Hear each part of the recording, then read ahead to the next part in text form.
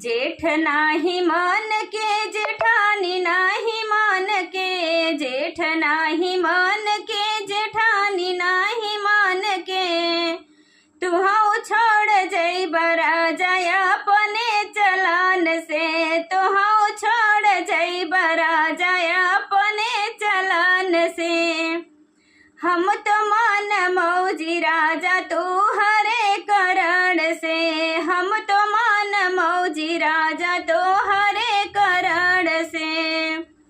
तू हरे करण से हो, तू हरे करण से। हम तो मन मौजी राजा तू हरे करण से। देवर हमरे मन के ननदी हमरे मन के, देवर हमरे मन के ननद हमरे मन के। तुह कहाँ छोड़ब राजा तू हरे करण से, तुह कहाँ छोड़ब राजा तू हरे करण से।